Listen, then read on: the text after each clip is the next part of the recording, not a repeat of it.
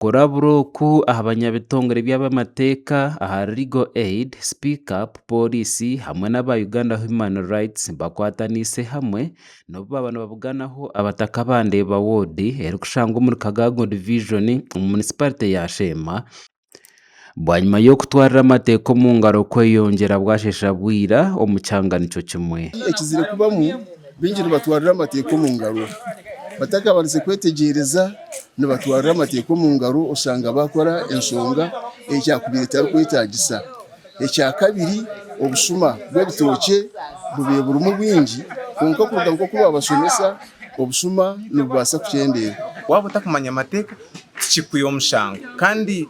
tutwire ntukore emirimo egi nitwongera kugyenda nitumanya ngu abantu tibarikumanya amateeka kandi omu butamanya amateeka bizire nibakora enshobi nyingi nibaza omu bihome bamaramu omwaka ahabw'okugira ngu tibakumanya omuringo gw'okubaasa kuronda obundi nk'abeema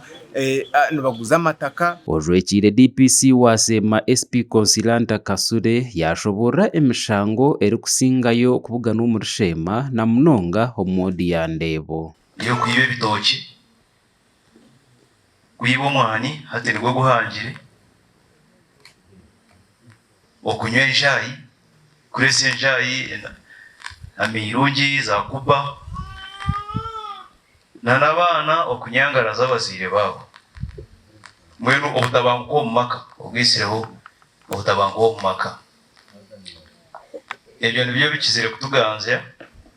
aha polisi yitu ya Shema. Aha niho bamwe omu bataka bateriire omuranga barikushoborra hari ebyo ebibahindukire akabaare omu nkaito tatiireho omukono abaana batiine mukono ekibanza kikuza kimaraho then nk'omukazi okihika waasi obwire okagira oti nashi ekibanza kakyaza kuhwaho abaana twakubatangahe akugira ati ekibanza tikyasho okiija wanshanga nyine ekibanza kyange ekibanza kiguza kimaraho kandi tukataana ebintu byeya bitwara hata aho tinkumanya guza kugarukira nanda kugarukira omu saidi y'abaana nanda kugarukira omu saidi yanje tinkumanya hata aho ogwo omukazi niwe arampwera egyo nahurira enshonga egi etabwire orikurra Speak Up nikwo kuhakanisa kyarimwe owayangaine kutahirira omushaija bwashesha bwira kwanga mwayakanira mu kooti kati oyo afuuse eki trespasser ogwo omusango gufuuse gwaki gwa polisi ali mu kutrespassinga kusaalimba mu Luganda bakiyita kusaalimba simanyi bakiyita mu Lunyankole naye nga ali mukola ki kusaalimba era eyo domestic violence nga bwe twagambye polisi esobola omuziyiza oba nga oyagadde emisango ya domestic violence esobola ogenda direct ku polisi oba osobola ogenda wa mu kooti nga toyiseewa ku polisi. aha nshonga erugirireho bingi kwitana kandi erikukwata aha buragwa abanyarabiragiro bagitiire mutoki kurebeka ngu oburagwa bwawe wakorota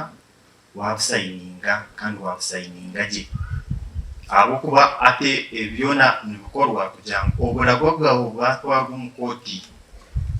kugira ngu bari abantu abu wasigireho bakuza kubujurira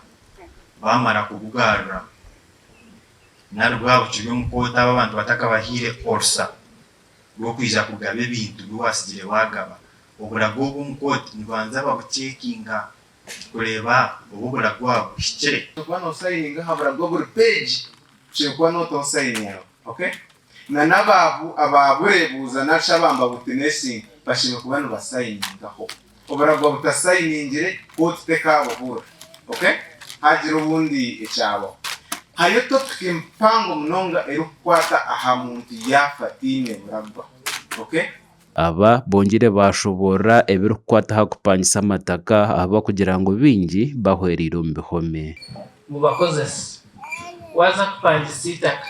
banza obuuze chairperson eri itaka kana ogu nanka kwangizire munayenda kupangisa riba ryeye nenda kugambire ngu yego ninga wapi ninga kugire ngo ryitaka rituuramu entongane aba baine amasiko barikugira ngu ehurira egi yaheza kuhika buri byaro ebirikusingayo obuhenda biragiro eki nikiija kuyamba kukyendeza emijururano omu bihome otiireho n'abantu kumanya entwaza ya kooti batiibirwe. Gashakwa Gerard Tugume habwa Tayari West omuri Shema. Enshonga yawe nitwe tukugarukemu okushemererwa tukugarukamu